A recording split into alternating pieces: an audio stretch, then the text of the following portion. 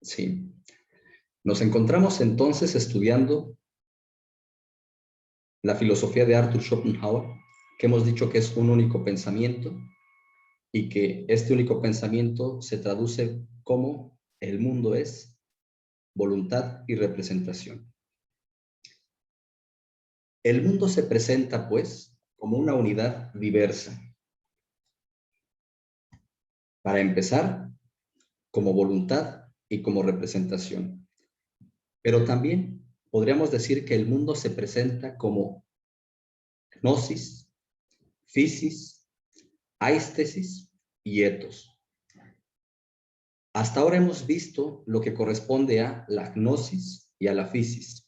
Precisamente por ello es que el libro primero correspondería a lo que científicamente se podría exponer como gnoseología. Mientras que el libro segundo lo haría como fisiología. Ese tercero terminaría siendo la estética, debido a que es el término que desde Baumgarten, el profesor de Arthur Schopenhauer, está presente. Sí, Baumgarten no es profesor, pero sí recibe la influencia de Schopenhauer de Baumgarten. La estética, y por último sería lo que correspondería a una exposición científica como la ética. Lo digo de esta manera para no pensar que tal cual el mundo como voluntad y representación contiene una nociología, una fisiología, una estética y una ética. Puede contenerlas en el sentido de que lo que ellas tratarían está descrito en el mundo como voluntad y representación, solo que el modo de exposición que ellas llevarían a cabo es el que las haría verse de tal o cual manera. Por lo pronto, dentro de la intuición filosófica que quiere compartir el filósofo, que es una intuición que pretende abrazar la experiencia en general, se presenta entonces simplemente como aspectos del mundo. La gnosis, el aspecto nociológico, el aspecto fisiológico, el aspecto estético y el aspecto ético. Hasta ahora hemos demorado en estas sesiones que hemos estado dedicando a este libro, a esta obra, El mundo como voluntad y representación, los dos primeros libros que le componen. El mundo como representación sometida al principio de razón suficiente y el mundo como voluntad, sí, que es donde se independiza precisamente la intuición, de hecho, de ese sometimiento al principio de razón suficiente, y se nos presenta ya no como un mundo objetual, sino más bien como un mundo natural, con toda la carga viva, con toda la carga volitiva que conlleva, por tanto, la naturaleza, a diferencia de la sola representación objetual, un mundo de objetos, la representación. Brevemente, entonces, del primer libro, dijimos, de esta primera consideración, de este primer aspecto nociológico, señalamos la teoría general de la representación, que muestra dos aspectos correlativos, el subjetivo y el objetivo, como aspectos de la representación, y una cuádruple raíz del principio de razón suficiente, correspondiente con sus distintos modos, tres intuitivos y uno abstracto, siendo esto, lo intuitivo y lo abstracto, la diferencia principal entre ellos. El principio de razón se configura por su forma, espacio y tiempo, y su modo de operar, causalidad correspondiente con la materia. Este principio carece de aplicación entre el sujeto y el objeto, pues estos son solo aspectos de la representación, que es en donde aplica en sus distintos modos. El cuerpo se presenta como objeto inmediato en la sensación de los objetos ya mediatos que vinculan, pues la percepción es la percepción que un cuerpo tiene en sus órganos sensoriales de un cuerpo que contactan. La atención que los filósofos han puesto a esto es sumamente deficiente, sobre todo porque han partido o del sujeto o del objeto en alguno de sus cuatro modos, descuidando con ello el principio de razón. Las representaciones abstractas se corresponden subjetivamente con lo que llamamos razón, a diferencia de las representaciones intuitivas, que lo hacen con el entendimiento, en sus tres modos, formal, material y emocional. La razón es lenguaje y reporta en donde acontece, los hombres, diversos rendimientos que aventajan en posibilidades de las que carecen los cuerpos donde no tienen lugar. El mundo lógico o de lo abstracto da cabida al saber.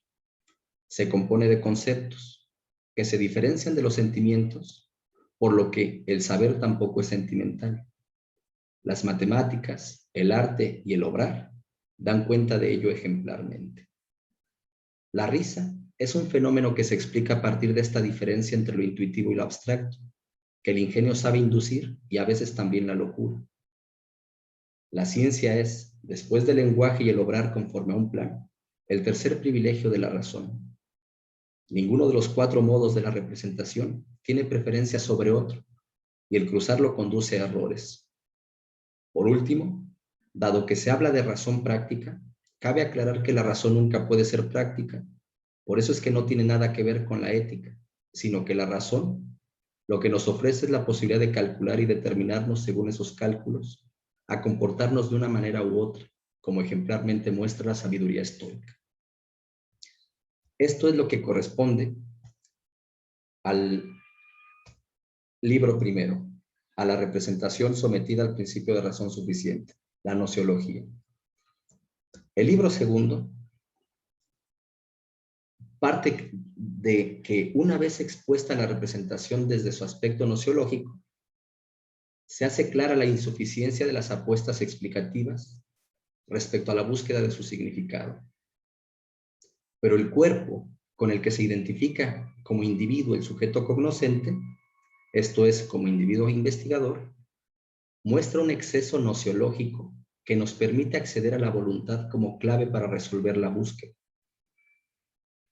La crítica del egoísmo teórico es insuficiente para evitar la hermenéutica analógica en toda la representación, o no nociológicamente, sino fisiológicamente en toda la naturaleza. La voluntad se distingue de los actos volitivos, los cuales ya son representación, pues más bien sería ella como la cosa en sí. La voluntad es un conocimiento inmediato al que pertenece el concepto de fuerza. Por eso es que las fuerzas no son explicables. El tiempo y el espacio son el principio de individuación y la voluntad queda como una sinrazón, Grundlos, como la cosa en sí impenetrable para la investigación racional. Individuación y pluralidad son la visibilidad de la cosa en sí, mientras que las fuerzas y las especies dan acceso a la metafísica de las ideas. La etiología y la morfología son las apuestas de explicación científica de la lucha cósmica que presenta la naturaleza, analógicamente plural. La diversidad en la unidad y la consideración teleológica de los organismos implica que estos presentan una finalidad interna y una finalidad externa, con lo cual se pueden explicar las teorías de la evolución, la predestinación y además, la teoría de la evolución como una lectura posible siempre y cuando se tome en cuenta cierto criterio que es simplemente disponerla, alegóricamente. Propiamente no ocurre ninguna evolución debido a que lo que se manifiesta en la lucha cósmica son las ideas las cuales son permanentes, las cuales son ajenas al tiempo. La predestinación tiene que ver entonces con que no podemos ser más que aquello que está señalado idealmente, fuera del tiempo. Y a su vez, la culpa como querer con conocimiento, es decir, el mundo vegetal, en tanto que es un mundo donde no acontece la cognoscibilidad, está ausente del movimiento, está ausente de la representación, está ausente de la pluralidad. Y es precisamente cuando acontece la pluralidad, cuando se ve escindida, cuando se ve dividida la voluntad, que comienza la visibilidad de su enfrentamiento. Por último, Arthur Schopenhauer insiste en que hay que atender una pregunta desatenta, llama él, para hacer comprensible la descripción comunicada. Y la pregunta es, o más bien, es desatenta porque se intenta someter la voluntad señalada aquí, esta intuición que nos permite pensar este significado del sentido, se intenta someter en esa pregunta desatenta a la comprensión del principio de razón suficiente, por lo cual se preguntan por la voluntad.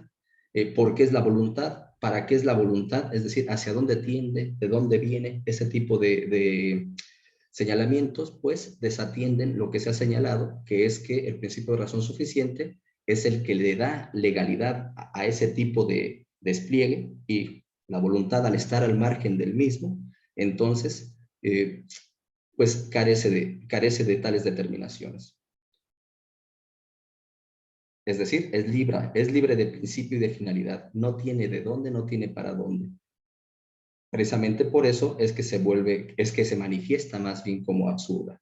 No tiene finalidad ella, aunque la manifestación en la lucha cósmica manifiesta en la objetividad, en la objetivación, finalidad interna y externa.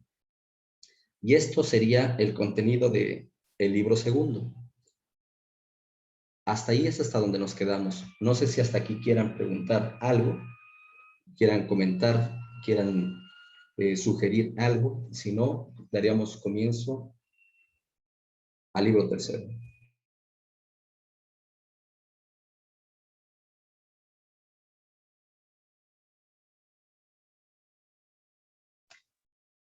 Bueno. Profe, ¿Sí, Miguel? y nada más, podría recordarme si, en dónde viene dónde aborda Schopenhauer lo de la risa. Sí, lo aborda en dos partes de su obra. En lo que hemos revisado hasta ahora, en el mundo como voluntad y representación, en el parágrafo 13. Ahí da una consideración a partir de nuestras facultades cognitivas, es decir, la risa acontece como un desplazamiento de la atención entre la razón y el entendimiento. Mientras que en Parerga y Paralipomena explicará el fenómeno de la risa, pero desde una consideración fisiológica. Muchas gracias. Sí.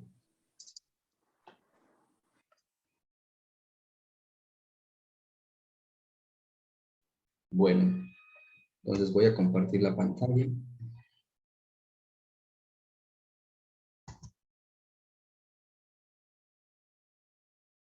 Sí.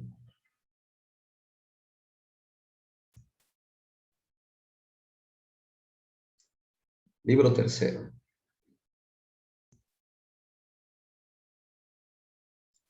El mundo como representación. Segunda consideración. La representación al margen del principio de razón. La idea platónica. El objeto del arte. Comienza este libro con un epígrafe. Si hemos atendido ya, pues, volvemos al mundo como representación, pero desde otra consideración, no desde la gnosis, no desde el principio de razón suficiente, sino fuera de la gnosis es la aistesis, fuera del principio de razón suficiente es la idea platónica. La idea platónica se presenta, a diferencia de la representación que es el objeto de la experiencia, el objeto de la ciencia, etc., la idea platónica se presenta como el objeto del arte. El epígrafe con el que comienza este libro, Arthur Schopenhauer, es de Platón, del Timeo, y dice: ¿qué es el ser que no tiene origen alguno? Aquello que nace y desaparece, pero nunca existe verdaderamente. Este libro, el libro tercero, se compone de 23 parágrafos. En parágrafos es el libro más extenso. Voy a comenzar entonces la lectura parágrafo por parágrafo, como hemos estado haciendo.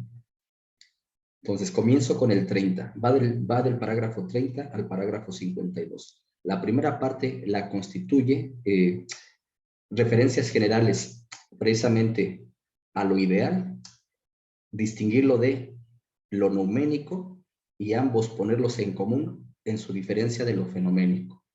Después de ello, atiende ciertas características subjetivas y objetivas que hay que considerar de la experiencia estética, para que, tras ello, entre las cuales se señala pues lo bello, lo sublime, la genialidad, etcétera, para tras ello explicar las bellas artes.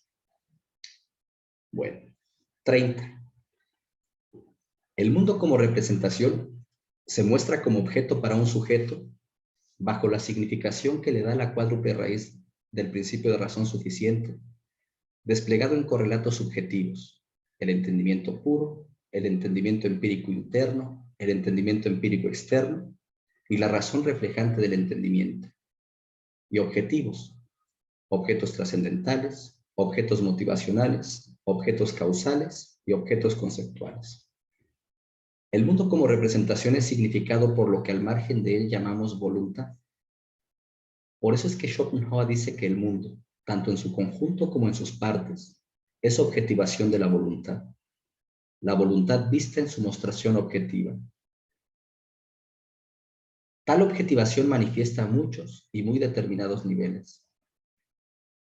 En estos niveles reconocemos las ideas de Platón, escribe Schopenhauer, los cuales son lo que llamamos especies definidas o formas y propiedades originarias e inmutables de todos los cuerpos naturales, tanto orgánicos como inorgánicos, al igual que también las fuerzas universales.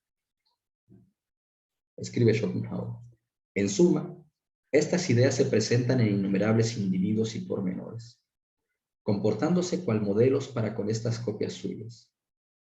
La pluralidad de tales individuos solo resulta representable merced al espacio y el tiempo, así como su nacimiento y desaparición solo resulta representable gracias a la causalidad, formas en las que reconocemos todas las configuraciones del principio de razón, el cual es el último principio de toda finitud y de toda individuación, al ser la forma más universal de representación, tal como ésta se da en el conocimiento del individuo en cuanto tal. En cambio, la idea no cae bajo ese principio y por eso no le incumbe ni la pluralidad ni el cambio. Las ideas como tales también residen totalmente fuera de la esfera de conocimiento del individuo, en el que se encuentra el sujeto cognoscente, o por lo que, si las ideas deben tornarse objeto del conocimiento, esto solo puede acontecer al suprimir la individualidad en el sujeto cognoscente, con lo que se da la contemplación estética. Al suspenderse en la atención subjetiva el principio de razón suficiente, se suspende también la pluralidad objetiva en la representación, por lo que en dicha contemplación se desvanece la identidad afirmada en la individualidad inmersa en la pluralidad y en la causalidad. En la contemplación estética no hay racionalidad, esto es, relacionalidad ninguna, por lo que puede decirse que es arracional. 31. Lo que Kant llamó cosa en sí, aunque debido principalmente a que la infirió como causa desde el efecto, oscura y paradójicamente, no obstante, si es que acaso podemos llegar a ella en lo que señala lo que llamamos conciencia interna, y cuya descripción de ello quiere ser el libro segundo del mundo como voluntad y representación, no sería, escribe Schopenhauer, nada más que la voluntad, en el sentido lato y preciso que hemos conferido a la esfera de este concepto.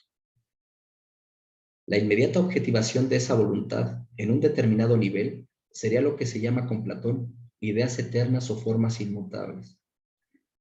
Estas son inmediatas objetivaciones porque no opera en ellas el principio de razón suficiente y sus distintas formas, el cual manifiesta la pluralidad y con ella la mediación. Estas dos paradojas enormemente oscuras de los dos filósofos más grandes de Occidente, para Arthur Schopenhauer, aunque son referidas por ellos como ontos on, lo que es realmente, no son sin embargo idénticas, y a pesar de que están estrechamente emparentadas, solo se diferencian por una única determinación. Para Kant, al no atañer tiempo, espacio y causalidad a la cosa en sí, sino a los fenómenos, los cuales, por cierto, al no ir más allá de ellos, no pueden explicar nada sobre ella. Para Platón, las cosas sensibles no tienen verdadero ser, pues al estar en constante devenir nunca son, sino que solo tienen un ser relativo, por lo que éstas no son objetos de un conocimiento apropiado, episteme. Al respecto destaca la alegoría de la caverna. Lo único que puede ser llamado verdaderamente ser, porque siempre es, pero nunca deviene ni desaparece, son los originales reales de esas siluetas que son las cosas sensibles. A ellos no les incumbe ninguna pluralidad, ni ningún nacer y morir, con lo que queda implícito que tiempo, espacio y causalidad no tienen validez alguna para ellas, ni existen en dichas formas. Por lo demás, el sentido íntimo de ambas doctrinas, escribe Schopenhauer, es enteramente idéntico en lo tocante a explicar el mundo visible como un fenómeno.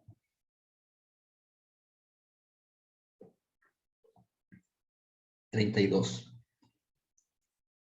A pesar de esta íntima coincidencia entre Platón y Kant, la idea y la cosa en sí no son lo mismo, pues la idea solo es la objetivación inmediata y por ello adecuada de la cosa en sí, mientras que esta última es la voluntad sin objetivarse ni devenir representación. La cosa individual que se manifiesta al compás del principio de razón solo es una objetivación indirecta de la cosa en sí, pues la idea queda entre ambas como la única objetivación inmediata de la voluntad, al no asumir otra forma propia, en cuanto tal, distinta del conocer o la forma de la representación en general, esto es, de ser objeto para un sujeto. Como sujeto del conocimiento, somos al mismo tiempo individuos, pues nuestra intuición se ve mediatizada por un cuerpo, de cuyas afecciones parte dicha intuición. Un cuerpo que él mismo solo es un querer concreto, una objetivación de la voluntad, o sea, un objeto entre objetos, y en cuanto tal, éste solo puede llegar a la conciencia cognoscente bajo las formas del principio de razón, presuponiendo ya el tiempo y todas las demás formas que ese principio expresa. El tiempo no es sino la visión parcial y fragmentaria que un ser individual tiene de las ideas, las cuales, fuera del tiempo, son eternas. Por eso decía Platón que el tiempo es la imagen en movimiento de la eternidad.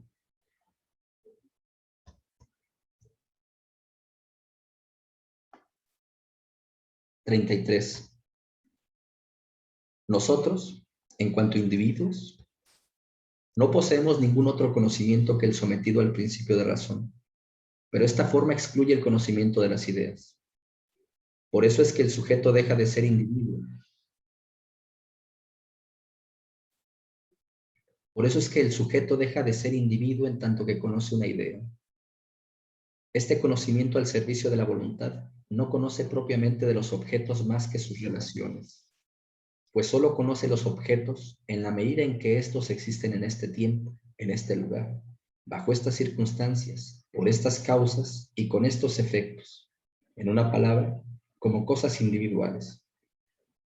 Y toda relación solo tiene ella misma una existencia relativa. Por eso, por ejemplo, todo ser en el tiempo es a su vez un no ser, pues el tiempo solo es justamente aquello por lo cual ciertas determinaciones opuestas pueden corresponder a la misma cosa.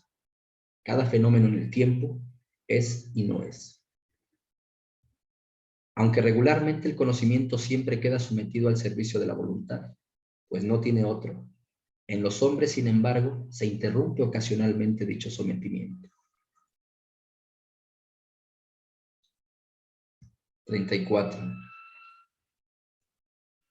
Al estar inmersos en el conocimiento común de las cosas individuales, puede, sin embargo, darse excepcionalmente no un tránsito hacia el conocimiento de la idea, pues tránsitos y relaciones son significativos desde el principio de razón suficiente, sino la repentina emancipación del conocimiento del servicio de la voluntad.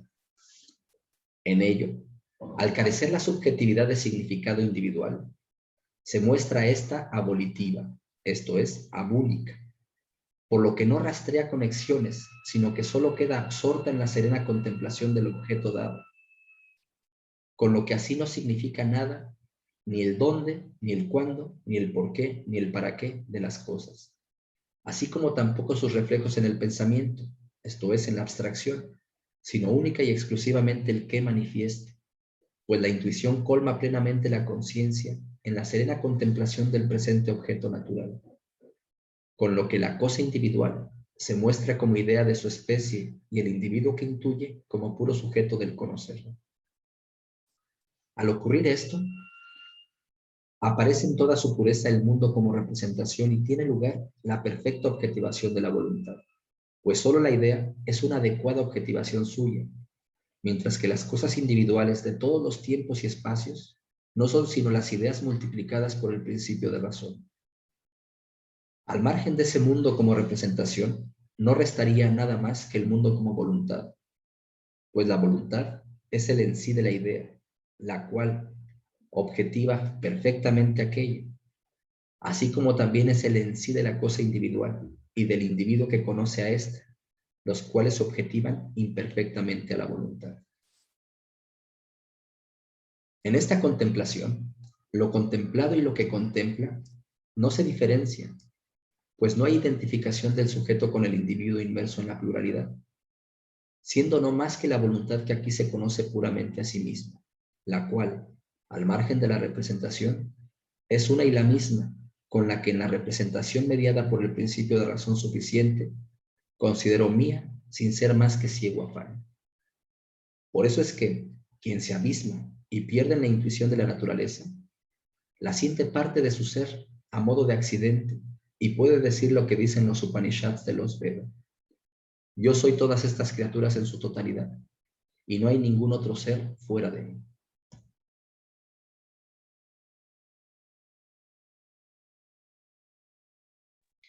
(35) Una comprensión más profunda implica necesariamente que uno aprenda a diferenciar la voluntad como cosa en sí de su adecuada objetivación, aprendiendo luego a diferenciar los distintos niveles en que dicha objetivación aparece del modo más nítido y consumado, esto es, las ideas mismas, de la mera manifestación de las ideas en las formas del principio de razón, que es en lo que consiste el confuso modo de conocimiento de los individuos. De aquí que, concordando con Platón, se comprende la unidad en la multiplicidad cambiante, esto es, cómo una y la misma idea se revela en tantos fenómenos y solo ofrece su ser fragmentariamente. A través de ejemplos, Schopenhauer busca persuadir de lo que aquí ha afirmado. Entre otros menciona que a las nubes las figuras no les son consustanciales sino indiferentes, pero la comprensión y el arrastre de las fuerzas que se objetivan en dichas nubes es la idea. Que el arroyo que descendiendo sobre un lecho pedregoso tiene los remolinos, las olas y la espuma, como lo indiferente e inesencial. Tiene sin embargo como idea a la gravedad como líquido desplazable e informe. Que del hielo cristalizado en la ventana, solo las leyes de cristalización son su idea. Solo lo esencial en los niveles de objetivación constituye la idea. La idea, que es la más consumada objetivación de la voluntad, es la del hombre, y sin embargo la historia del género humano, con la conglomeración de los acontecimientos, el cambio de los tiempos y las variopintas formas de la vida humana en distintos países y siglos, no es sino solo la azarosa forma del fenómeno de la idea, y no pertenece a la idea misma, lo único a lo que subyace la adecuada objetivación de la voluntad, sino solo al fenómeno que cae bajo el conocimiento del individuo. Por eso es que el tiempo no produce realmente algo nuevo y significativo, ni en él algo alcanza existencia real, ni tiene comienzo ni final. Tanto el tiempo como el espacio carecen de significación para la idea.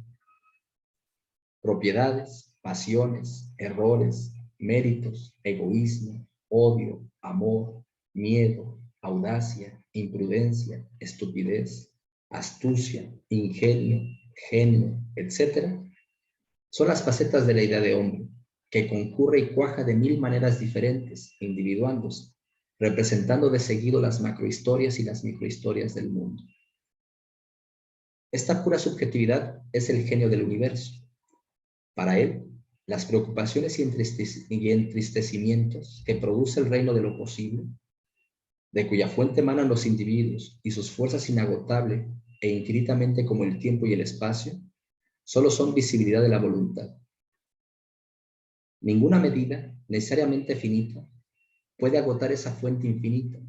De ahí que a cada acontecimiento u obra, ahogado en su germen, siempre le queda para repetirse una infinita eternidad sin menoscabo alguno.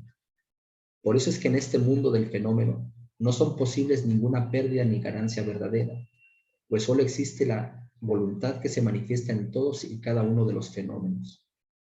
Por eso es que su autoconocimiento y la afirmación o negación de sí que se manifiesta es el único acontecimiento en sí.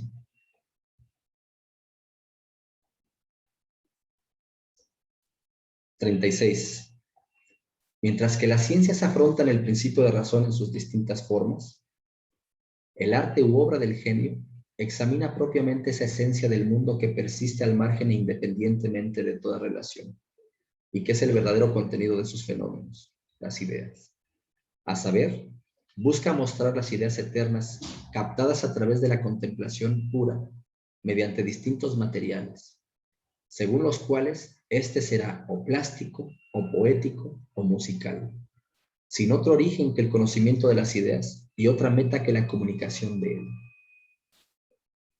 La ciencia no tiene metas definitivas, ni encuentra nunca plena satisfacción.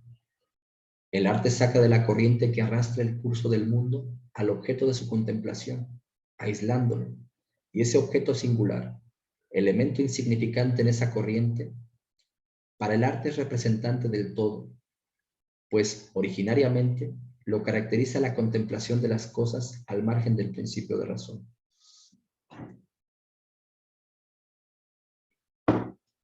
El genio aparta su mirada del contenido del principio de razón, captando en esa contemplación pura las ideas, pues queda absorta en el objeto. La esencia del genio, dice Schopenhauer, consiste en que prevalezca la aptitud para semejante contemplación, la cual exige olvidarse de la propia persona y de sus dependencias. Así, la genialidad es la más perfecta objetividad, la dirección objetiva del espíritu encaminado hacia la voluntad, contrapuesta a la subjetiva que se encamina hacia la propia persona. La genialidad consiste en mantenerse en la pura intuición, perdiéndose en ella, emancipando al conocimiento de la servidumbre que tiene a la voluntad, con lo que se pierden totalmente de vista el interés, el querer y los bienes. El genio abandona completamente su personalidad por un tiempo para persistir como puro sujeto cognoscente. Alegóricamente, podría decirse que es como si, para que se diera el genio, se necesitara de un superávit de conocimiento en el que el sujeto libre de la abolición, en tanto que el límpido ojo del mundo, fuera nítido espejo de su esencia. A diferencia del genio, el hombre corriente se ve enteramente satisfecho y colmado por lo cotidiano, quedando absorbido por ello, por lo que encuentra por doquier iguales suyos y posee el gusto por la rutina. La fantasía se usa para ampliar la realidad personal.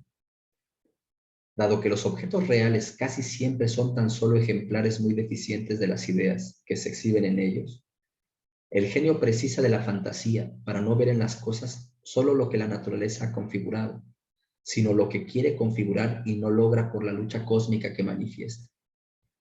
Pero la fantasía no evidencia genialidad, pues hombres nada geniales pueden tener mucha fantasía. Así como el objeto real puede examinarse de dos modos contrapuestos, objetivo o genial y subjetivo o común, se puede intuir de dos modos un producto de la fantasía, como medio para facilitar el conocimiento de la idea comunicada en la obra de arte y como castillos en el aire que agradan el egoísmo y el propio antojo. El hombre corriente, que alegóricamente puede describirse como un artículo de fábrica que la naturaleza produce a diario por millares, no es capaz de un examen plenamente desinteresado, de una auténtica contemplación, mientras que el hombre genial se detiene en la contemplación de la vida misma, disponiéndose a la captación de las ideas en las cosas y no las relaciones de estas cosas con otras cosas, de aquí que a veces descuide su propio camino en la vida y se conduzca de una manera bastante torpe.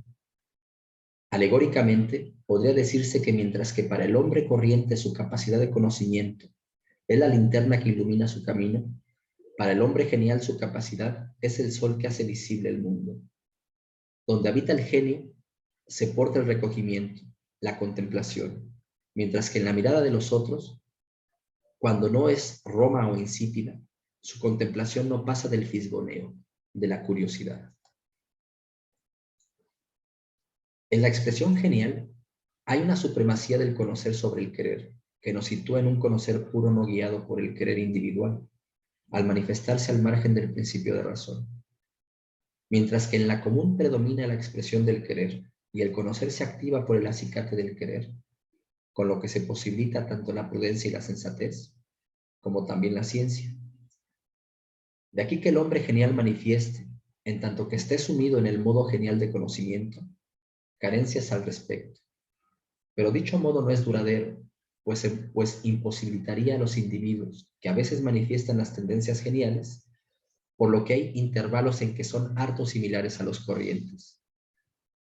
Mientras alguien sea prudente no puede ser genial, y alguien genial, mientras lo sea, no será prudente.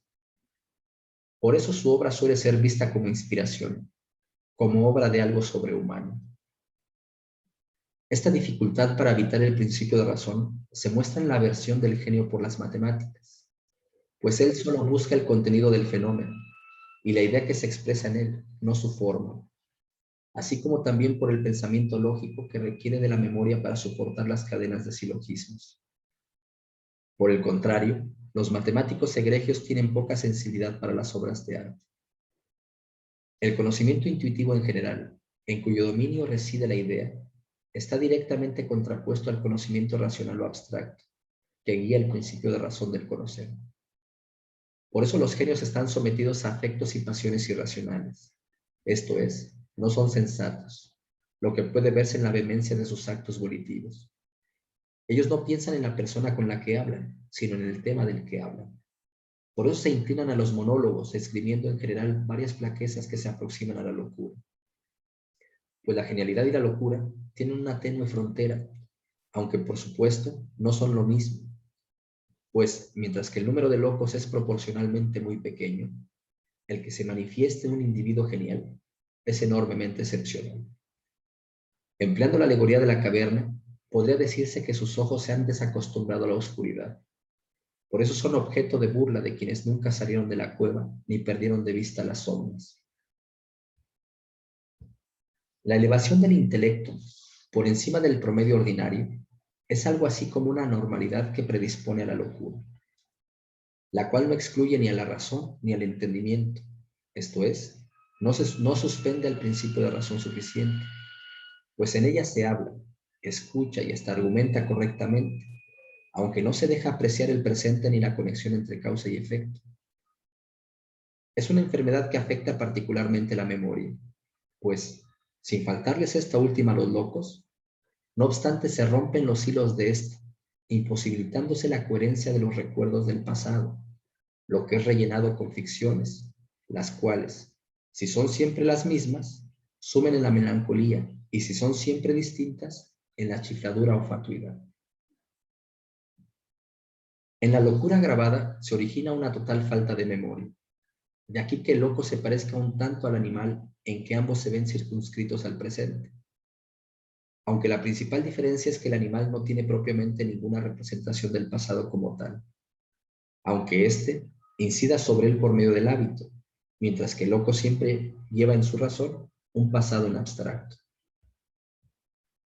La locura es un último recurso de la naturaleza para evitar el dolor y salvar la vida, pues el espíritu excesivamente atormentado rompe los hilos de su memoria para llenar con ficciones las lagunas que con ello produce y huir así del dolor espiritual, refugiándose en ella. Nosotros, en una analogía débil de ese tránsito del dolor a la locura, al ser asaltados por un recuerdo doloroso, intentamos vehementemente disiparlo de un modo mecánico. La semejanza entre los locos y los genios consiste solo en que los primeros reconocen el presente y algunos datos del pasado, ignorando su trabazón, mientras que el individuo genial abandona el conocimiento de las relaciones para ver y buscar en las cosas solo sus ideas, captando intuitivamente la auténtica esencia que se manifiesta en ellas. Y aquí hay una parte que me parece muy destacable, que incluso nos puede regresar algunas líneas arriba sobre la descripción del genio, que es esta vinculación que se podría hacer con la fenomenología. Es decir, explícitamente Arthur Schopenhauer menciona la fenomenología. Dice, lo leo primero, el genio, dice, capta con extrema viveza bajo una luz tan clara, dando lugar a una fenomenología que tiene una similitud largamente reconocida con la locura. Pues lo que en las cosas efectivas solo existe imperfectamente y está debilitado por las modificaciones, en la perspectiva del genio se eleva a perfección al remontarse desde ahí hacia la idea. Por ejemplo, Héctor del Estal Sánchez tiene un artículo que recomiendo que se llama Perspectivas proto-husserlianas en la filosofía de Schopenhauer. En él trata de presentar esa analogía que habría entre la epogé de la fenomenología y precisamente lo que está señalando Arthur Schopenhauer aquí, que sería lo que llamó conciencia mejor. La conciencia mejor, que es precisamente esta conciencia en la cual se disipa la sujeción individual. En esa conciencia en la cual accedemos pues a la objetividad sin estar inmersos en las intenciones y en las pasiones. Algo que nos puede acercar pues a la fenomenología, como decimos, de Husserl también. Entonces creo que por ahí habría no poco pues que perseguir a los que estén interesados, sobre todo en estas relaciones en la fenomenología. Bueno, continúo. 37.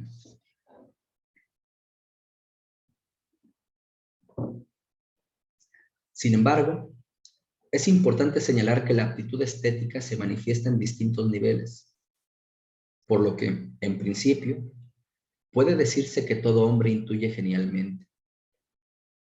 La señalada en el genio aventaja los modos en los que se da en los demás hombres, por el grado mucho más alto, y la persistente duración de ese modo de conocimiento, con lo que puede reproducir lo así conocido en una obra espontánea. Esta reproducción es la obra de arte que comunica a los demás la idea captada en la intuición genial. Esta disposición para la intuición genial se apoya en técnicas, es así adquiridas, y por lo mismo diversas, para reproducir la idea, que, por el contrario, permanece inmutable e idéntica, por lo que la contemplación estética es una y la misma, independientemente de si es invocada por una obra de arte mediante uno u otro estilo, o independientemente de la obra de arte, por la contemplación de la naturaleza y la vida. El genio separa la idea de la realidad, pues solo conoce la primera, mientras que el artista técnicamente permite mirar el mundo a través de sus ojos, que son el don innato del genio. Estar en situación de prestarnos ese don es lo adquirido, la técnica del arte.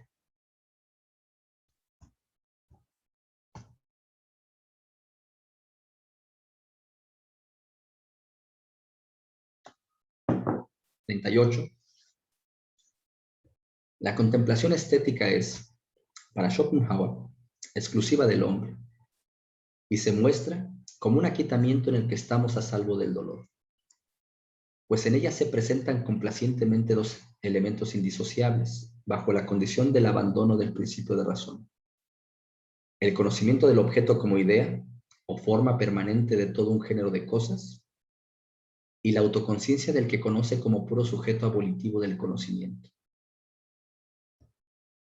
Todo querer surge de la necesidad, y ésta, en tanto que carencia, se muestra como sufrimiento. La satisfacción de esta carencia pone un aparente breve fin al sujeto volitivo, pues en realidad, por cada deseo que se cumple, quedan cuando menos 10 sin satisfacer, siendo los apetitos duraderos, las exigencias tendencialmente infinitas y la satisfacción breve y escasa. Un deseo satisfecho es un engaño conocido, mientras que uno insatisfecho es un engaño por conocer. Mientras seamos el sujeto del querer, no habrá para nosotros dicha o calma duraderas, y estaremos girando continuamente la rueda de acción, acarreando agua con las Danaídes y consumiéndonos como tántalo. Sin embargo, cuando una ocasión exterior o nuestro propio estado de ánimo nos saca repentinamente de la corriente del querer, el conocimiento abandona la esclavitud profesada a la voluntad, y la atención ya no se dirige a los motivos del querer, sino que capta las cosas desinteresadamente, libres de su relación con la voluntad.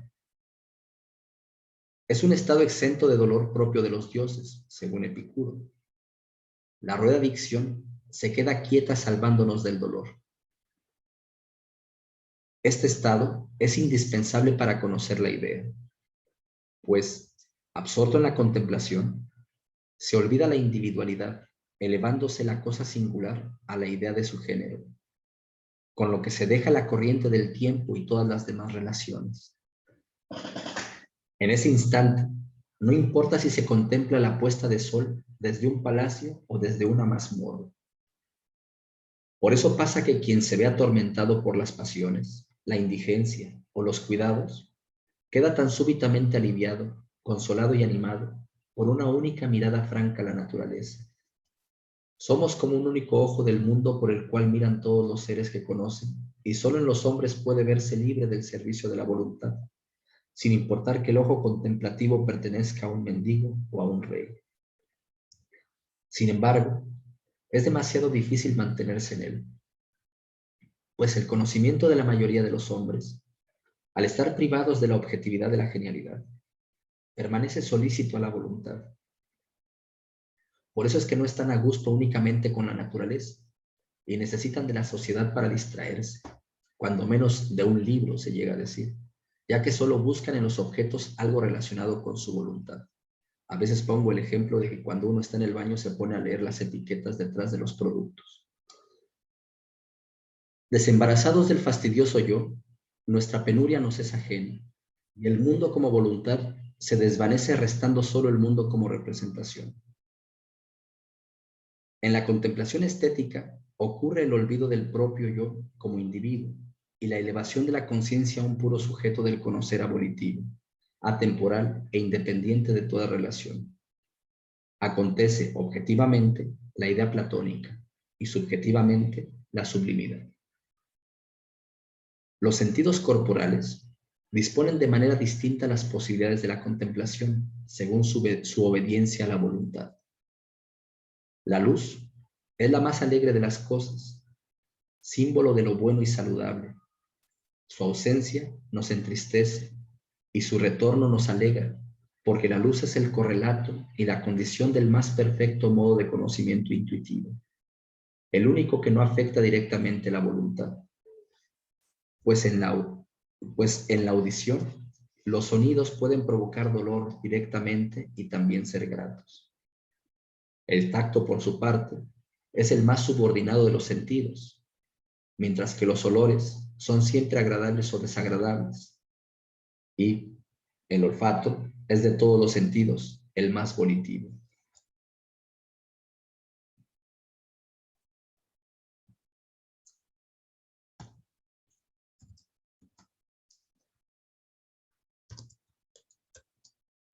(39) En el aspecto subjetivo de la complacencia estética, puede señalarse tanto la alegría por el simple conocimiento intuitivo como el sentimiento de lo sublime.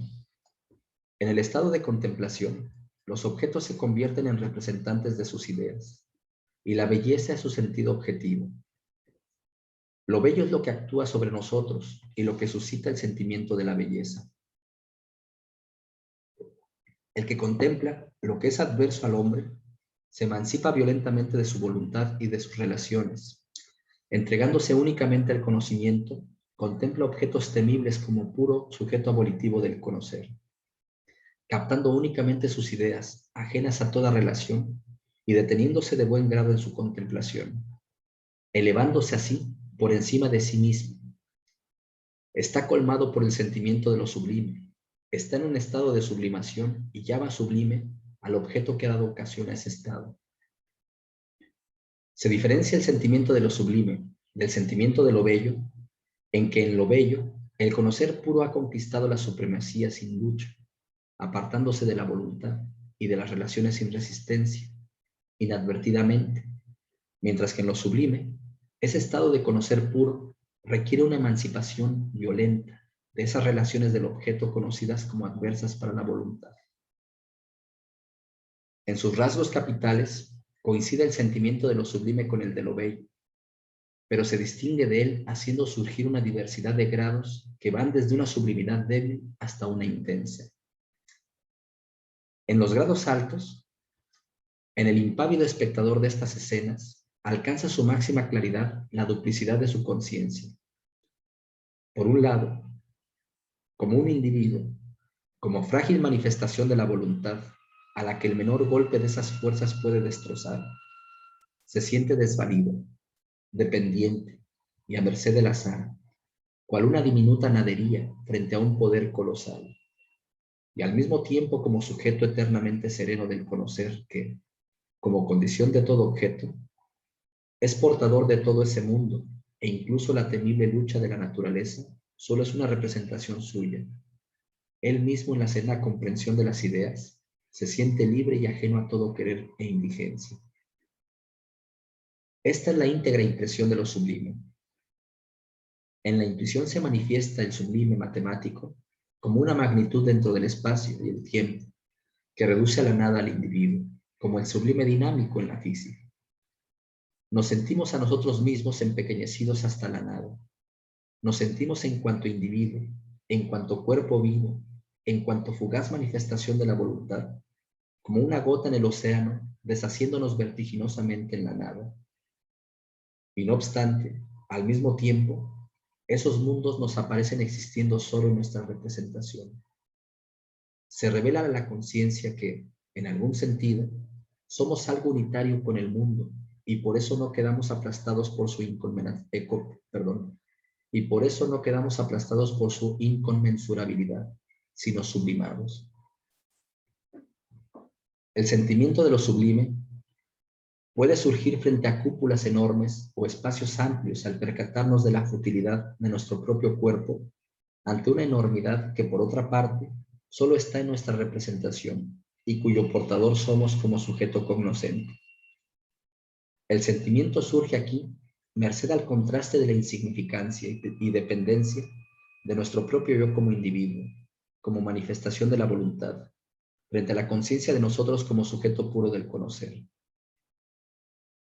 Lo sublime visto éticamente consiste en el carácter sublime, en el que se advierten sus errores e incluso el odio y la injusticia frente a sí mismo, sin que le incite al odio por su parte. Percibe la belleza de las mujeres sin desearlas. En el curso de su vida propia, de su propia vida y sus infortunios, ve menos su suerte individual que el destino de la humanidad en general, tomándolo como objeto de estudio más que de sufrimiento. 40.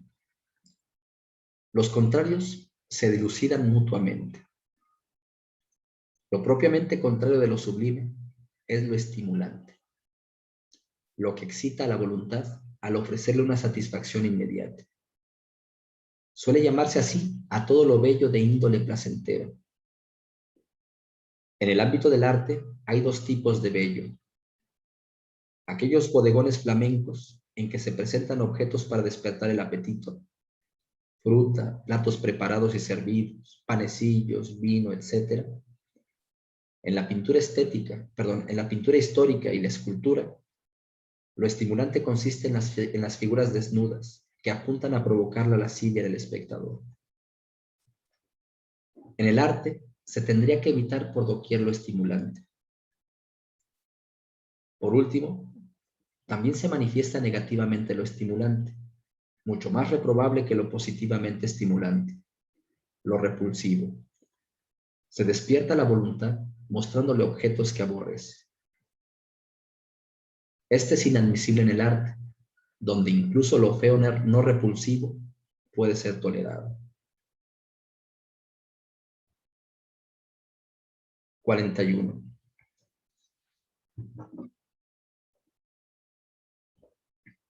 Estos sentimientos son una peculiar modificación del flanco subjetivo y se diferencian dependiendo de la violencia o facilidad con que se desprende la individualidad en atención a lo objetivo, el ámbito de la idea. Cuando llamamos bello un objeto, decimos con ello que es objeto de nuestra consideración estética. 1. Su espectáculo nos hace objetivos. En su contemplación, ya no somos conscientes de nosotros como individuos. 2. En el objeto no conocemos la cosa singular, sino una idea. Sucede en tanto que nuestra consideración del objeto no se abandona el principio de razón. Por eso desaparece al instante toda diferencia temporal. Con el principio de razón se suprime la cosa singular y el individuo cognoscente, no quedando nada más que la idea y el puro sujeto del conocer, que juntos constituyen la adecuada objetivación de la voluntad en este nivel. Y la idea no solo queda exonerada del tiempo, sino también del espacio, pues no es la fluctuante figura espacial lo que me hace patente y me interpela, sino su expresión, su puro significado, su esencia más íntima. Lo bello expresa con absoluta claridad y precisión la idea de su género a través de la significativa relación de sus partes como cosa singular. Y al integrar en él todas las posibilidades, y al integrar en él todas las posibles manifestaciones de su género, revela perfectamente su idea, de suerte que al espectador se le facilita sobremanera el tránsito de la cosa singular hacia la idea, y con ello también el estado de la pura contemplación. El alto nivel de objetivación de la voluntad es privilegio de la belleza. Por eso el hombre es bello ante todo lo demás, y la revelación de su esencia es el objetivo supremo del arte. La figura y la expresión humana son el objeto más importante del arte figurativo, así como el obrar humano es el objeto más significativo de la poesía. Pero cada cosa tiene su belleza característica, de acuerdo a su nivel de objetivación. Por último, contra Platón, Schopenhauer señala como uno de sus mayores defectos el desprecio por el arte. La teoría de las ideas que aquí describe Schopenhauer difiere sobremanera de la de Platón, porque este último enseña que el objeto que se propone en presentar las bellas artes, el modelo de la pintura y la poesía, no sería la idea, sino la cosa singular, mientras que desde el análisis de Schopenhauer se afirma lo contrario.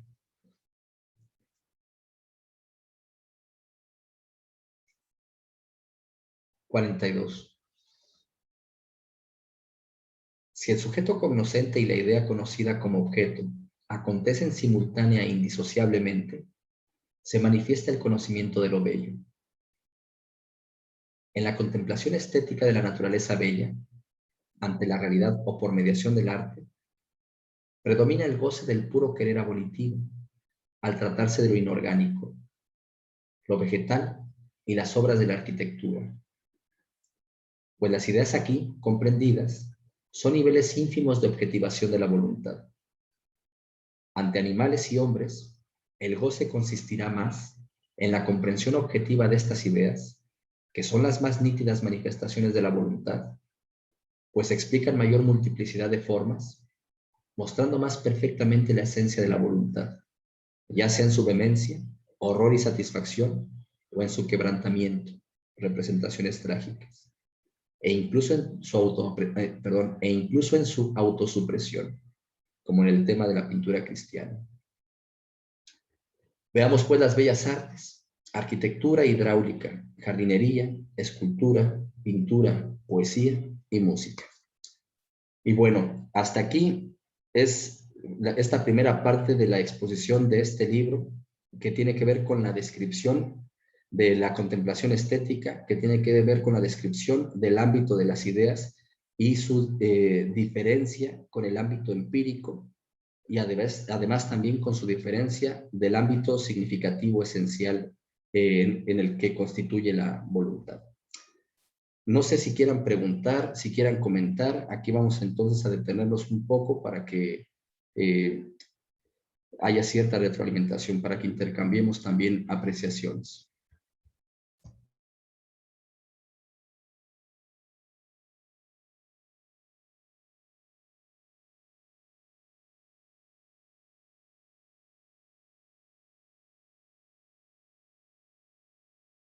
Bueno,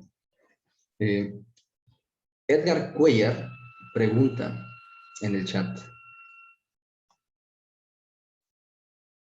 profesor, siguiendo la lectura, ¿la idea entonces es una manifestación volitiva de la voluntad?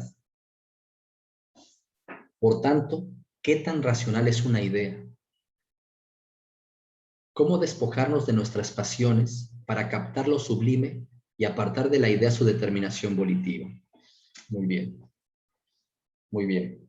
Lo primero, ¿la idea es una manifestación de la idea es una manifestación volitiva de la voluntad? No. A lo primero que preguntas, tendremos que responder que no, debido a que lo volitivo, lo que podríamos decir en todo caso es que la idea es una manifestación ideal de la voluntad. Recordemos que estas formas adjetivas vienen a dar no poca claridad en esta comprensión unitaria, no plural, no de sustancias plurales. Entonces sería más bien no una manifestación volitiva, sino una manifestación ideal de la voluntad, que en la naturaleza sería una manifestación natural de la voluntad. Y precisamente en la naturaleza es donde podríamos ver a todas esas ideas volitivamente también.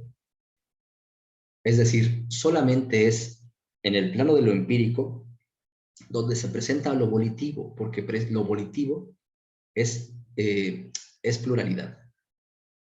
Son los datos múltiples en donde acontece algo espontáneamente voluntario. El acto volitivo es lo que empíricamente, en su fondo abisal, es la voluntad. Por eso es que en el libro segundo distinguíamos entre acto volitivo y voluntad. De allí que, por eso pienso, como manifestación volitiva, si lo estamos pensando en relación con ese término, tendríamos que decir que no. Solamente tendríamos que decir que es manifestación ideal, es inmediata dicha manifestación ideal. Por eso es que no hay tránsito causal, no hay tránsito, precisamente por esa inmediatez no hay temporalidad, no hay principio de razón suficiente en ello.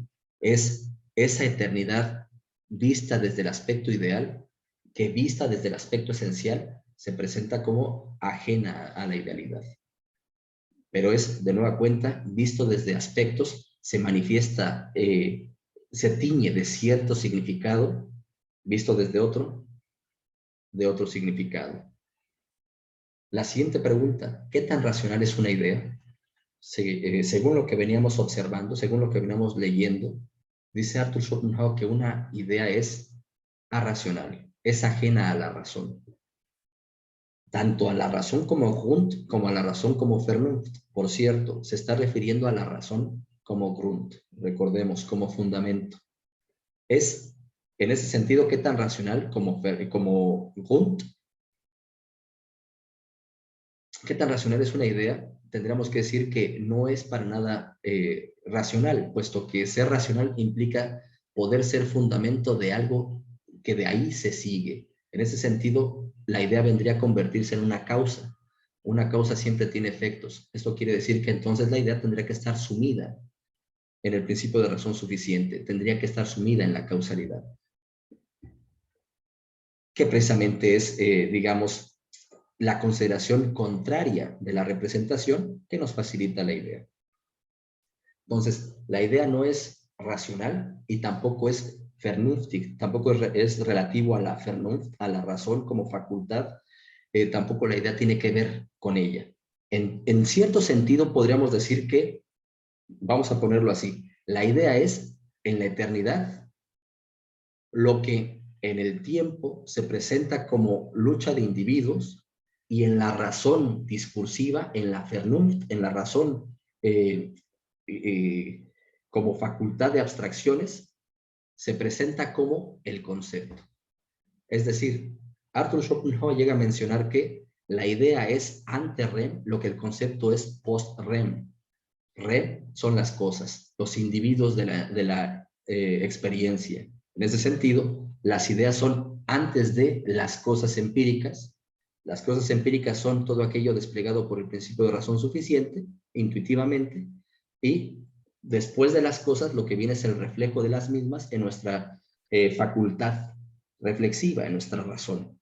En ese reflejo se vuelven conceptos. Un concepto propiamente hecho, sin error, estaría identificándose, por decirlo así, en lo que señala con la idea. Pero, vuelvo a repetir, tiene que ver con, es ontológicamente antecede, podríamos decirlo así, o mejor dicho, ni siquiera me parece pertinente en el lenguaje de Arthur Schopenhauer emplear dicho término así. Tendríamos que decir que simplemente es ajeno a lo ontológico. Lo ontológico, recordemos, es el tiempo y el espacio, en la consideración de Arthur Schopenhauer. La idea es ajena al tiempo y el espacio, por tanto también a lo ontológico. Después, ¿cómo despojarnos de nuestras pasiones para captar lo sublime y apartar de la idea su determinación volitiva? Respecto a esto, primero vamos a tratar de entender la pregunta y entonces analizarla. Vamos a separarla entonces. Despojarnos de nuestras pasiones. ¿Cómo? Si preguntamos cómo, estamos buscando medios, modos. Los modos en los cuales podríamos despojarnos de nuestras pasiones. Si hay modos, si hay medios, entonces estaríamos diciendo que habría algo así como una especie de receta para suspender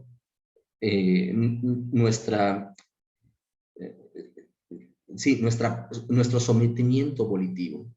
Habría una especie de receta para ser feliz, en tanto que precisamente al suspender nuestras pasiones, al acontecer esta experiencia estética, se suspende nuestra individualidad y por tanto todo lo que carga esta, que es el choque de su lucha cósmica, que es precisamente lo que la tiene oscilando dolorosamente.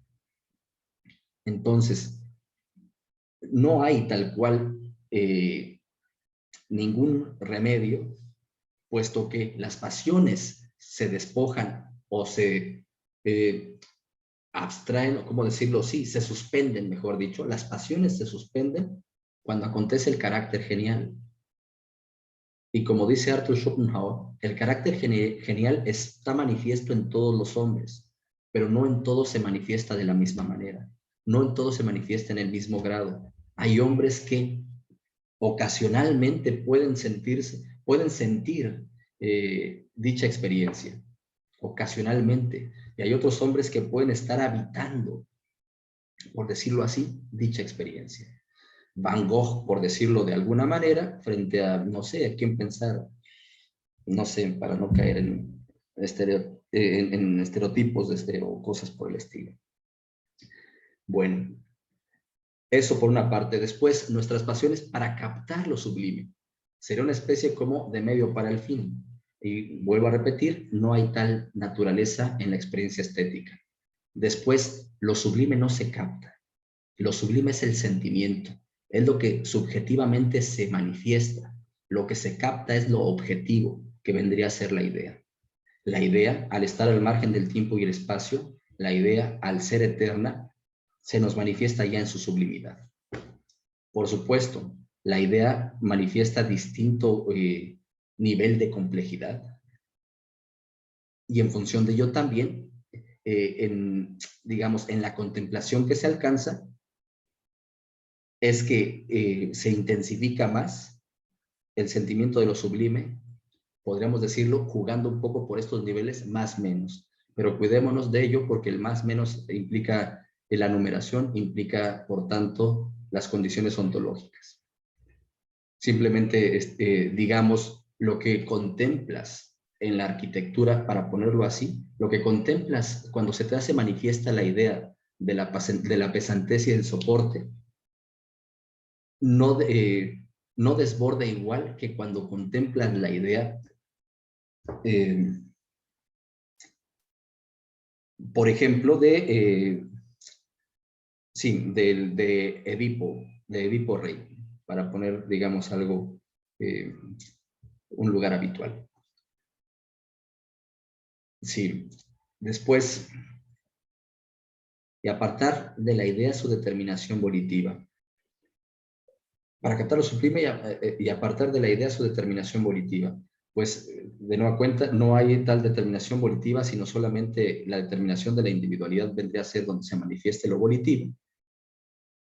y simplemente la idea se manifestaría independientemente de lo volitivo, independientemente de lo empírico, se manifestaría a una con el sujeto. Lo que sucede aquí es que como se da esta inmediatez, como se suspende la pluralidad de los cuerpos, se presenta también esa identidad entre el sujeto y el cuerpo, pero ya no el cuerpo con el cual está sintiendo, por decirlo así, sino el cuerpo todo. Se da esa identidad, el sujeto con el cuerpo todo. Por eso es que veíamos más arriba que en ese momento lo eres todo. No sé si me explico, Edgar. No sé si quedan algunas cosas ahí pendientes, algo que más bien haya oscurecido.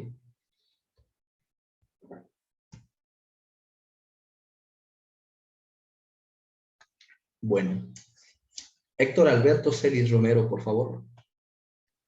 Hola, buenas tardes. Eh, Me pareció muy interesante esta primera exposición porque, o sea, me parece que sí tiene mucha influencia de Kant y de hecho utiliza muchos términos de Kant, pero no estoy seguro, me parece que se separa de él al considerar que justamente en el arte también se puede dar lo sublime, ¿no? Recordemos que Kant hace explícito que solamente lo sublime puede ser a partir de la naturaleza, ¿no? Y pone el ejemplo de la montaña que está frente a uno. Y aquí me parece muy importante y le da un papel Schopenhauer muy importante al arte, porque la sublimidad también puede ser a partir o mediada a través del objeto artístico, ¿no?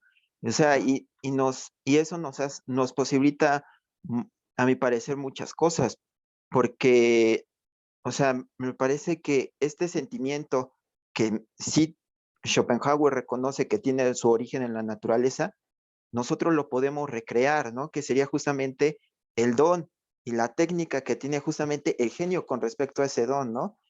Es decir, parece que la producción que nosotros podemos encontrar o la voluntad que podemos encontrar en la naturaleza se extiende en el objeto artístico, ¿no? Y en ese sentido es que ya no pensamos en relaciones, ¿no? Y por eso ya no sería racional, ya no estamos hablando causa-efecto, sino justamente de un sentimiento que es extremadamente comunicable, ¿no? Y de eso sí, sí va mucho a la idea de Kant, ¿no? A un mismo sentido común.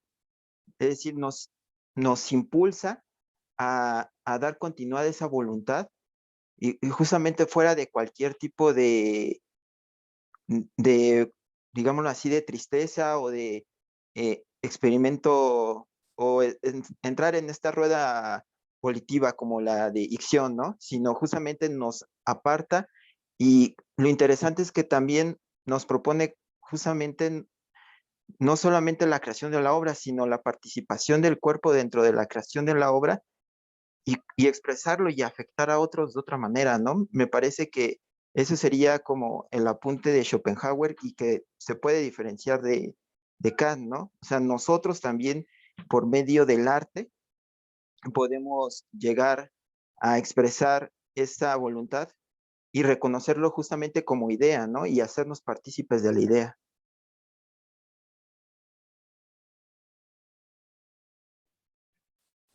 Muchas gracias, Héctor.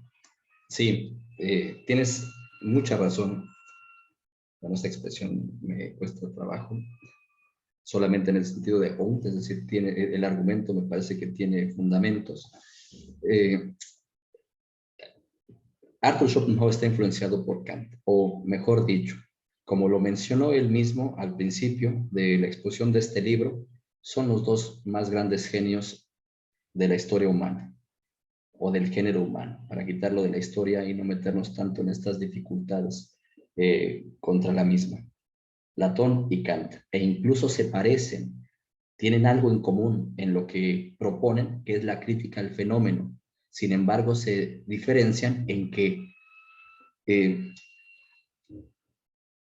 Kant está pensando en la cosa en sí, la está pensando como causa-efecto, por eso es que le llama cosa en sí, y de alguna manera lo que va a estar refiriendo es aquello que se asociaría con la voluntad, mientras que Platón está pensando en las formas, en las ideas, en estos arquetipos, que es lo que se asociaría más bien con este plano ideal que piensa Arthur Schopenhauer, pero que como decirlo, lo piensa como expresión inmediata de la voluntad. Arthur Schopenhauer constantemente va a referir a Kant, es un genio, pero también recordemos que hace no pocas críticas a su planteamiento, recupera algunas cosas y desecha otras, y sobre todo reelabora no poco de lo que ofrece Kant. En este caso, como tú también mencionas, ya comienzan estas diferencias, por ejemplo, respecto a la teoría de lo bello y lo sublime, que mientras que en Kant lo sublime se da en la naturaleza, en Arthur Schopenhauer lo sublime se da en el sujeto estético cuando accede a la idea, podríamos decirlo de esta manera, sea por el medio que fuere, natural o artificial. Pero es cuando se da, cuando resulta que cuando acontece la experiencia genial, o mejor dicho, cuando acontece la contemplación genial, entonces allí estaría dándose lo sublime. Sí, recordemos que lo bello de alguna manera tiene cierto control en su manifestación, mientras que lo sublime tiene que ver con aquello que se desborda, que no se controla. En ese sentido, por eso mencionaba la idea, al estar al margen del tiempo y el espacio, la idea es la que nos permite ese sentimiento sobre todo de sublimidad, sea la idea que fuere, la de la cristalización, es decir, así como lo mencionábamos, a pesar de que hay esta complejidad de ideas, estos niveles entre ellas, lo que significa un choque cósmico, un choque galáctico, por ejemplo, un choque entre galaxias, la violencia, la fuerza que eso nos implica, esa sublimidad,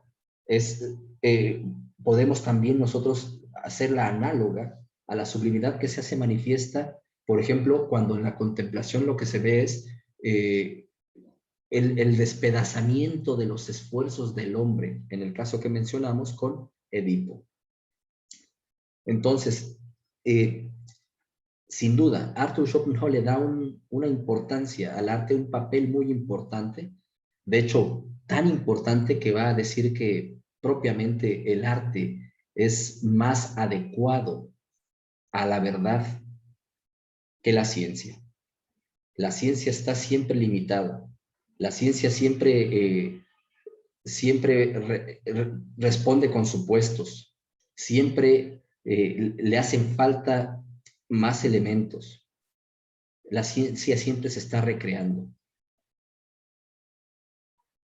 El arte, por el contrario, lo que hace en esta contemplación es, digamos, por eso se presenta como absoluto.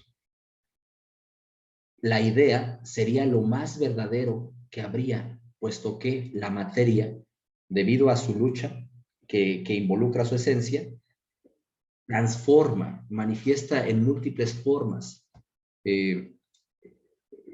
la manifestación de dicha idea. Entonces, también las artes, por ejemplo, dirá cuando lleguemos a la poesía, que prácticamente la poesía superaría, por ejemplo, a la historia, y de hecho superaría a las demás ciencias, en tanto que la poesía, al dar cuenta de la idea, la idea que manifiesta de manera superior a la voluntad, que es la idea del hombre, subsume todas las demás manifestaciones ideales. Recordemos que esta analogía también se da, vista no hermenéuticamente, sino vista fisiológicamente, se da como asimilación. Sí. La música incluso vendrá a ser algo aparte de las demás obras en las que se manifiestan las obras plásticas y las obras, por decir, sí, son plásticas y las obras, podríamos decir, conceptuales.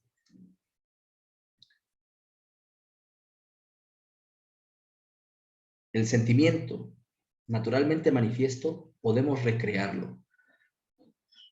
Suena interesante porque parecería que podemos elaborar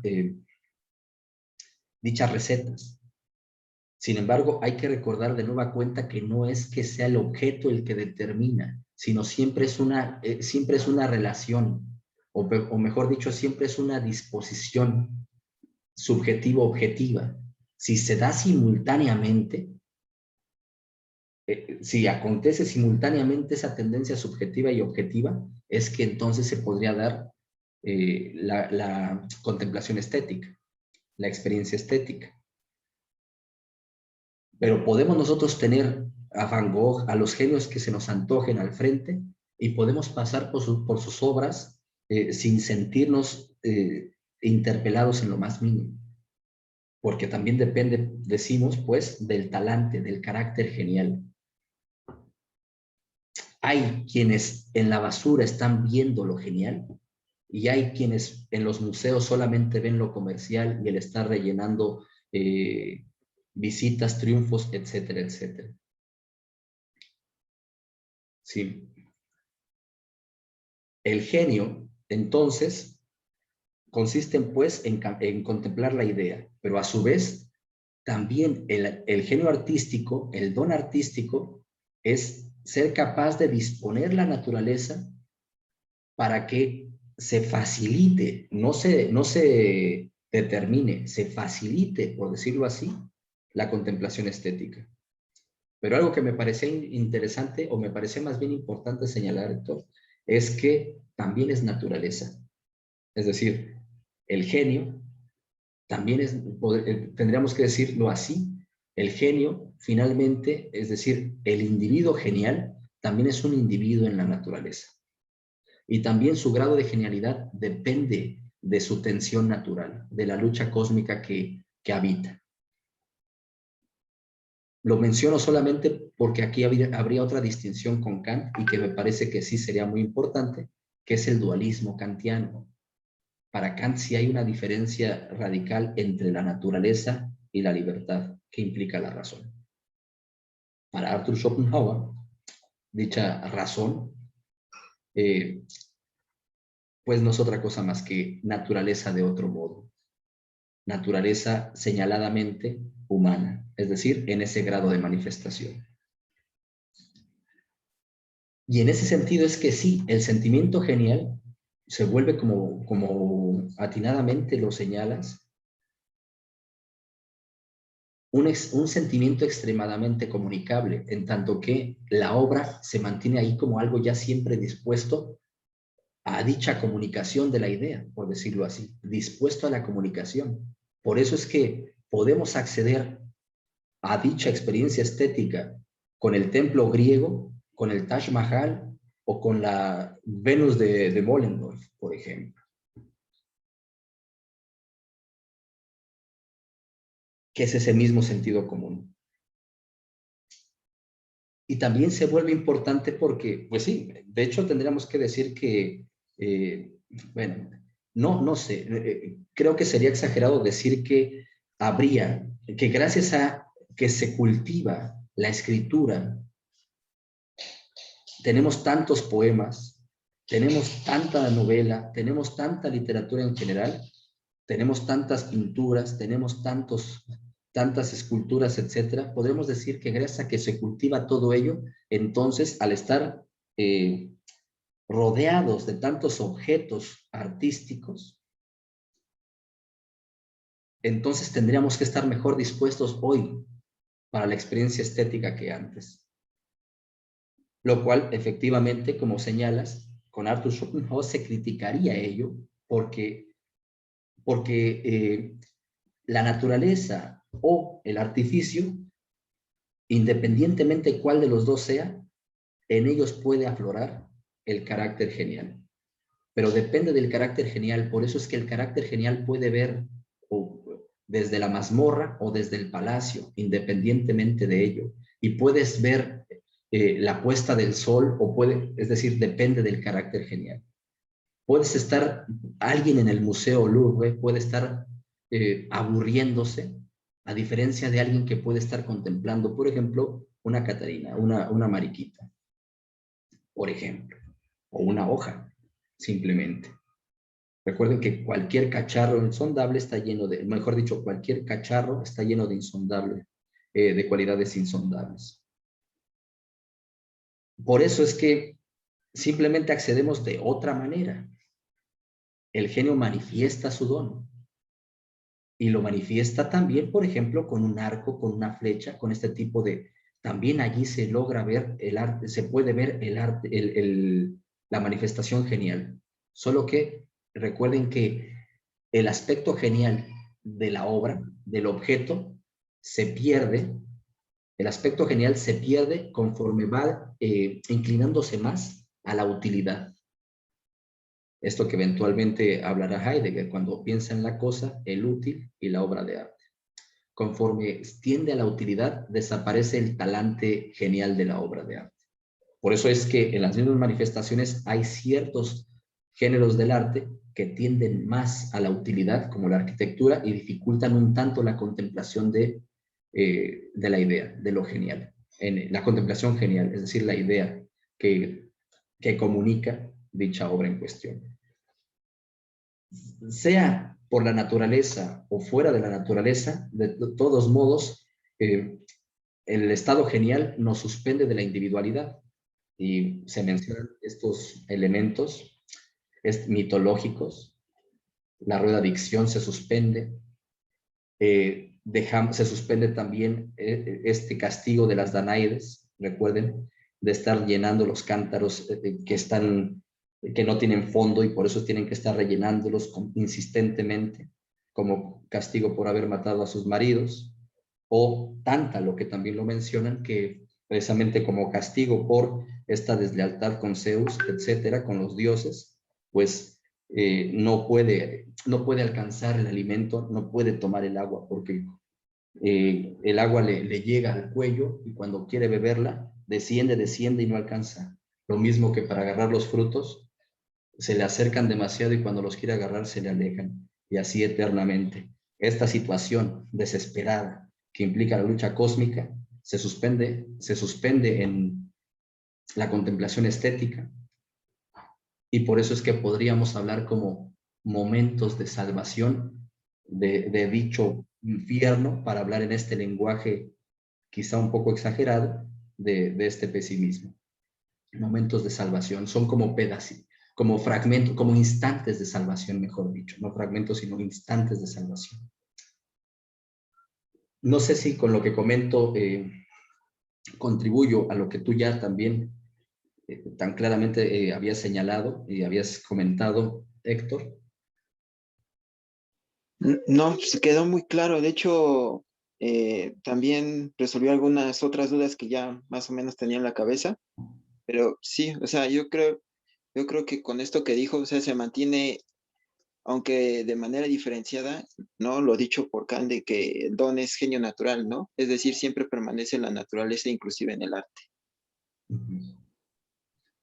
Muy bien.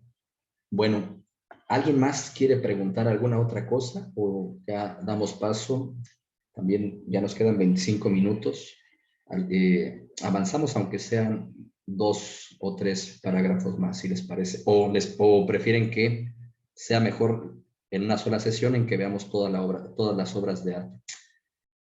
No, es que no. De todos modos, aunque la próxima sesión viésemos lo que resta de la obra de arte, también pareciera que tendríamos que continuar con el cuarto libro. Es decir, la exposición de las mismas la alcanzamos a hacer en alrededor de 1 hora. No sé. Les doy la... O aprovechamos también, digamos, el tiempo que resta para discutir algunas cosas relativas, no sé, a las sesiones que todavía nos falta por atender. Por ejemplo, la próxima sesión sería cuando terminaríamos este libro tercero, y empezaríamos con el cuarto, y el 1 de diciembre terminaríamos el cuarto libro. El 1 de diciembre terminamos el cuarto libro. No sé si todavía quieran que nos encontremos el 8 de diciembre para hacer pues una última exposición en general del pesimismo de Schopenhauer y un balance, o mejor dicho, sí, que simplemente compartamos algunas impresiones, algunas experiencias de lo que hemos vivido en nuestro curso. No sé, vamos a ver en el chat, hay algunos comentarios. Sí, el 8 nos vemos, dice Jaime Uribe. ¿Los demás qué piensan? ¿Les parece entonces que sí nos veamos hasta el 8 y el 8 sería ya la última sesión de nuestro curso? Sí, también dice aquí, porque de esa manera tendremos... Porque de esa manera completaríamos las 16 sesiones de las que consta nuestro semestre. Muy bien. Bueno, pues al parecer sí están todos de acuerdo. César, sí podemos hablar sobre el trabajo final. No sé, me parece que quizá aquí entonces ya podría detener la grabación de la sesión para que platiquemos del trabajo final, o también les parece que tendría que incluirse en ella.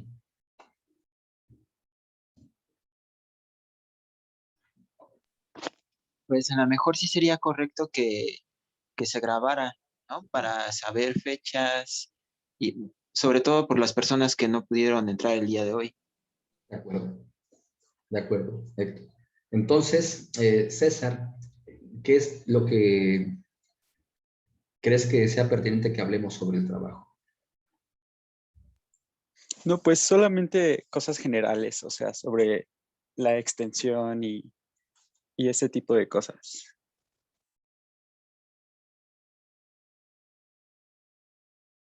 Muy bien. Yo tengo dificultades con este tipo con esta fase de los cursos. A lo largo ya de estos casi 15 años de aventura docente en la UNAM, he vivido experiencias desde que les pongamos 10 a todos y que vayamos en función de la asistencia descontándoles, y ello por acuerdo colegial, por ejemplo, en la FES Acatlán, o también, es decir, si tenemos que establecer formatos de ensayos para que tengan que ser evaluados de esta manera los estudiantes. Y bueno, a lo largo de todo ello, en el momento en el que me encuentro, lo único que me parece pertinente decir es que no considero que la formación filosófica tenga que estar condicionada por esas limitaciones, por las limitaciones para el ensayo de las temáticas. Es decir, cada tema demanda lo que tu propia inquietud y tu capacidad hermenéutica pueda abrir en él. Cada tema. Si uno dice, necesito 15 cuartillas de este tema, podría ser que la elaboración que llevas a cabo en 3 sea suficiente, y que si la quieres estirar hasta 15, termines afectando esas 3 cuartillas bien escritas. Es decir, hagan lo que quieran, pero háganlo bien, como decía Horacio. En ese sentido, pienso pues que no conviene estar rellenando formatos, rellenando espacios, etcétera, sino que ustedes ensayen libremente esa vocación que decimos tener, y que según nos vemos interpelados por estas temáticas que estamos en común participando, pues lo llevemos a cabo. Es decir, cada quien elige el tema en relación con el programa, por supuesto. Es decir, no vamos a hablar del flojisto, a no ser que podamos vincularlo. El tema que les permita el programa, y tras ello, libremente pueden ensayarlo, el estilo también forma parte de la decisión filosófica. En ese sentido, por la parte de la extensión no habrá mayor problema. Por parte de la temática también me parece que está definido por el plazo, por la fecha en la que quedamos que íbamos a entregarlo. Quedamos que es el 8 de diciembre, entonces también está ya definido. No sé qué otro tipo de cosas de lo que mencionas, César, entonces me faltarían. Eso sería todo, dice. Jaime dice, esos todos sí, póngales 10. Son excelentes muchachos, no tengo ninguna duda. Por supuesto, de mi parte, digamos, por lo del 10, eso es lo que menos me preocupa. Lo que me parece importante es la oportunidad que tenemos de ensayar estas temáticas, y que además podemos retroalimentarnos en dicho ensayo. Es decir, no solamente me entregan el ensayo, sino eventualmente, cuando les devuelva su calificación, podríamos hacer el comentario de los ensayos. Es decir, uno por uno. Le devuelvo la calificación personalmente a cada uno de ustedes y allí mismo también les hago los comentarios, les hago la retroalimentación de su ensayo. Y eso es lo que me parece que sería, en todo caso, lo más pertinente formativamente hablando.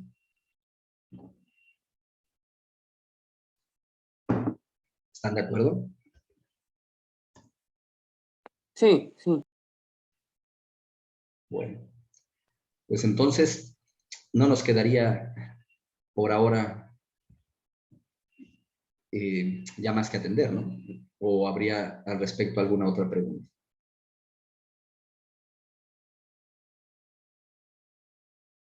Bueno, pues sí, no quiero comenzar con la exposición de las bellas artes para no cortarlas después de 2 o 3 parágrafos. Entonces lo hacemos la próxima sesión. Pues les agradezco mucho su asistencia, sus participaciones, sus preguntas, sus comentarios, su disposición. Nos encontramos la próxima semana. Cuídense mucho y hasta entonces. Hasta luego, gracias. A ustedes.